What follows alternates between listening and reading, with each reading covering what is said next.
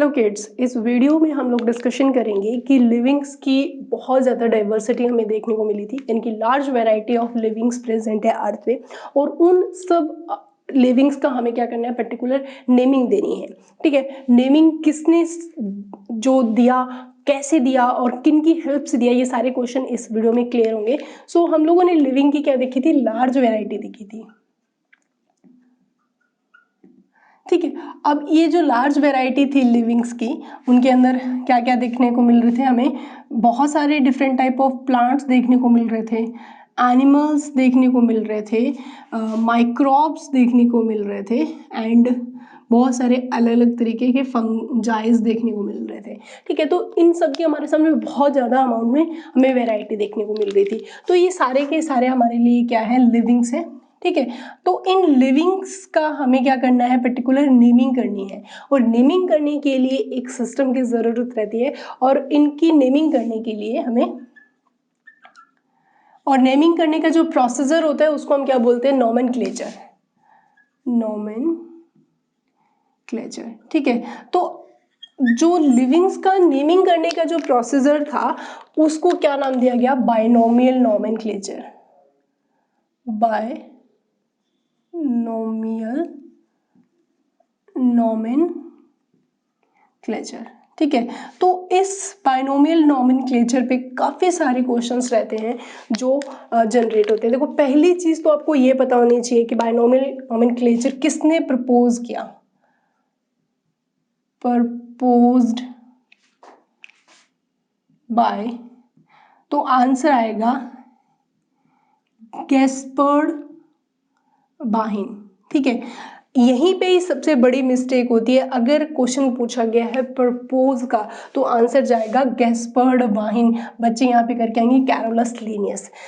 Binomial nomenclature को अगर आपसे पूछा जाए किसने गिवन किया या यूज किसने किया, या आपसे पूछा जाए एक्सप्लेन किसने किया, तब आंसर आएगा कैरोलस लीनियस।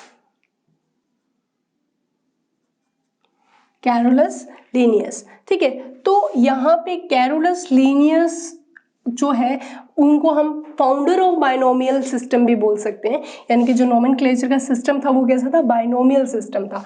तो अगर कैरोलस लीनियस को क्या बोला जाता है, founder of binomial system, nomenclature form.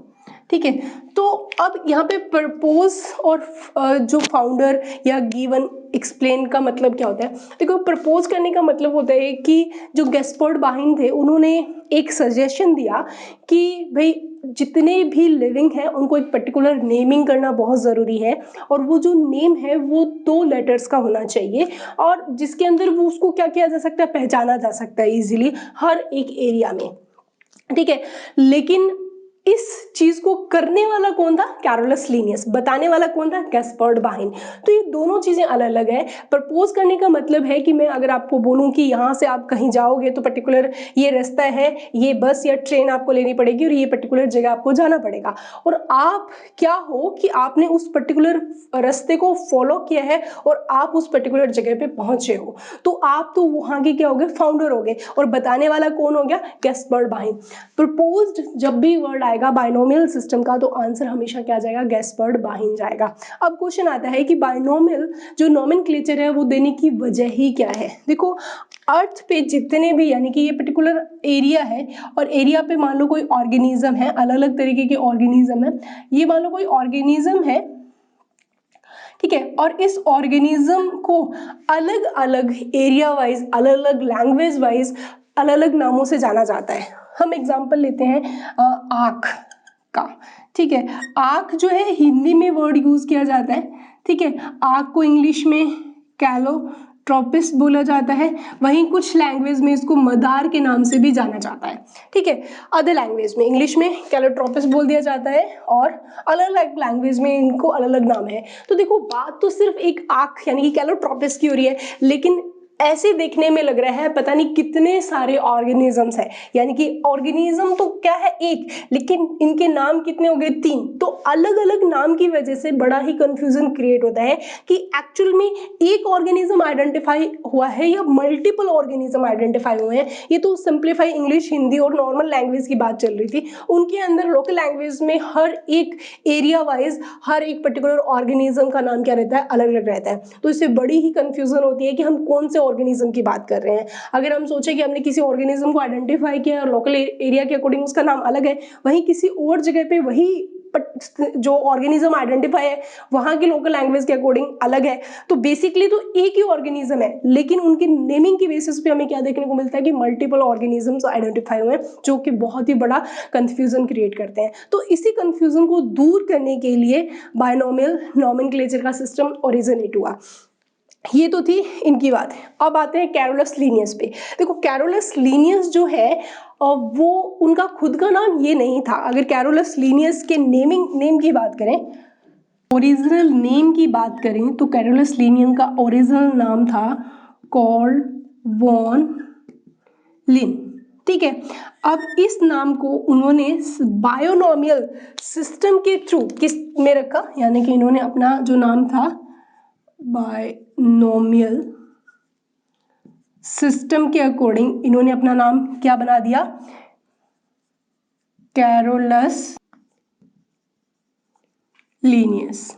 ठीक है, तो कैरोलस लीनियस बेसिकली एक बायनोमियल सिस्टम के थ्रू बना हुआ नाम है। एक्चुअली अगर आपसे पूछा जाए कैरोलस लीनियस का ओरिजिनल नेम क्या था, वो कार्ल वॉन लिन था। ठीक है, अब क्या हुआ, कैरोलस लीनियस ने सबसे पहले साइंटिफिक नेम प्लांट के भी दिए थे और एनिमल्स के भी दिए थे। तो अगर हम कैरोलस लीनियस ने साइंटिफिक नेम की बात करें, जो कि बायनोमियल सिस्टम से था, प्लांट के लिए अलग दिए गए और एनिमल्स के लिए अलग दिए गए। सबसे पहले उन्होंने प्लांट के लिए दिए थे, यानी कि अगर हम बात करें 1 मई 1753 के अंदर प्लांट के दिए थे, और उन्होंने इसको एक बुक में लिखा था, जो प्लांट्स थे उनके नाम, और उस बुक का नाम था स्पीसीज प्लांटेरम। ठीक है, ये एक बुक थी जो पूछी जाती है। और एनिमल का जो नाम था वो 1 अगस्त 1758 के अंदर दिया था, 58 है ये। ठीक है, और जो बुक थी उस बुक का 10th एडिशन था, और बुक का नाम था सिस्टेमा नेचुरी। ठीक है, तो ये दोनों बुक्स जो हैं वो लीनियस के थे, जिनमें क्या दिया गया था, साइंटिफिक नेम दिया गया था। अब क्या है, कैरोलस लीनियस ने जो रूल सेट किए थे बायनोमियल नॉमेनक्लेचर सिस्टम के अकॉर्डिंग, उन रूल्स को सेट करने के लिए कुछ स्पेसिफिक कोड्स बनाए गए थे। और वो कोड्स कौन कौन से थे जिनके ऊपर क्वेश्चंस आते हैं? देखो, पहला जो कोड था वो था ICBN, एक था ICZN। दो तो मेन कोड है जो पूछे जाते हैं, इसके अलावा 2 कोड और हैं, ICNB और लास्ट होता है ICTV। ठीक है, तो इन जो कोड्स की थ्रू बायनोमियल नॉमेनक्लेचर के लिए कुछ रूल्स सेट किए गए थे, और वो रूल्स कौन कौन से थे वो हम नेक्स्ट क्लास में स्टडी करेंगे। अभी तो सिर्फ हम देखते हैं कि ये कोड्स की जो फुल फॉर्म्स हैं वो क्या है, क्योंकि इन फुल फॉर्म्स पे क्वेश्चंस पूछे जाते हैं। तो ICBN का जो फुल फॉर्म हमारे सामने आती है वो आती है international code of botanical nomenclature. ठीक है, उसके बाद अगर नेक्स्ट, अब यहाँ पे जो ऑफ है ना, इस क्वेश्चन में जो आपके ऑप्शन मिलते हैं, यहाँ पे सबसे बड़ा क्वेश्चन आता है, क्योंकि यहाँ जो वर्ड आता है ऑफ आता है। अब ऑप्शन जब भी आपके सामने आएगा वहां पे लिखा होगा 4 लिखा होता है, यानी कि international code for botanical nomenclature, और एक ऑप्शन में आपको दिया होगा international code of botanical nomenclature. जो 4 लगा हुआ है, हो सकता है आपको वो फर्स्ट ऑप्शन में देखने को मिले, जो 100% गलत होगा, क्योंकि यहाँ पे ऑफ आएगा ना कि 4 आएगा। तो इस चीज को आप बहुत अच्छे से क्लियर करके रखना, क्योंकि फुल फॉर्म में सबसे ज्यादा गलती होती है। और ICZN का था international code of zoological nomenclature. ठीक है, इसके अलावा ICNB का क्या आता है full form? International code of nomenclature for bacteria. ठीक है, और वहीं ICTV का फुल फॉर्म जो आता है वो आता है इंटरनेशनल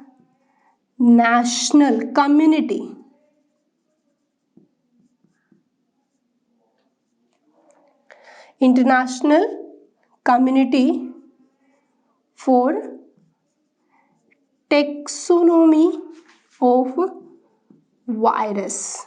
ठीक है, तो यहाँ पे ये जो आपके चारों के चारों जो कोड्स है ना, इनको बहुत अच्छे से आपको लर्न करना होगा, क्योंकि इनकी जो फुल फॉर्म है बेसिकली पूछी जाती है आप लोगों से, तो इनकी जो फुल फॉर्म है आपको बहुत अच्छे से याद करनी है। तो ये बेसिक इंट्रोडक्शन जिसके अंदर हमने देखा कि जो जितनी भी लार्ज वैरायटी हमें अर्थ पे देखने को मिल रही है, प्लांट, एनिमल, माइक्रोब्स, इन सब लिविंग्स को हमें क्या करना पड़ेगा, एक पर्टिकुलर नेम देना पड़ेगा, और नेम देने की प्रोसीजर को हम क्या बोलते हैं, नॉमेनक्लेचर। और यहाँ पे जो नॉमेनक्लेचर जो सबसे ज़्यादा अप्रूवल था, मोस्ट एक्सेप्टेबल था, वो था बायनोमियल नॉमेनक्लेचर या बायनोमियल सिस्टम भी बोल सकते हो। ठीक है, तो किसने प्रपोज किया? गैस्पर्ड बाहिन ने किया था। और बायनोमियल नॉमेनक्लेचर को किसने एक्सप्लेन किया, यूज किसने किया, और किसको फाउंडर बोला जाता है? तो आंसर आएगा Carolus Linnaeus. In fact Carolus Linnaeus ने भी अपना नाम किसके थ्रू रखा है? बायनोमियल सिस्टम के थ्रू रखा है, क्योंकि इनका जो ट्रू नेम था, ओरिजिनल नेम था, वो क्या था? कॉर्नवॉल लिने था, लेकिन इन्होंने बायनोमियल सिस्टम के अकॉर्डिंग जो नाम है वो कैसे कर दिया? कैरोलस लीनियस कर दिया। ठीक है, अब जो बायनोमियल सिस्टम है उसके अंदर जो भी नाम रहेगा, बाय का मतलब होता है 2 वर्ड्स। ठीक है, जो नाम रहेगा वो कितने वर्ड्स में आएगा? 2 वर्ड्स में आएगा। और जो लैंग्वेज उन्होंने उठाई थी वो कौन सी लैंग्वेज थी? लैटिन, जो कि एक तरह से डेड लैंग्वेज है। ठीक है, तो यहाँ पे बायनोमियल सिस्टम के अकॉर्डिंग उन्होंने अपना नाम 2 वर्ड्स में रखा, कैरोलस और लीनियस। और इन्होंने सबसे पहले साइंटिफिक नेम दिए थे प्लांट के, कब दिए थे? 1 मई 1753 को बुक थी स्पीसीज प्लांटेरम।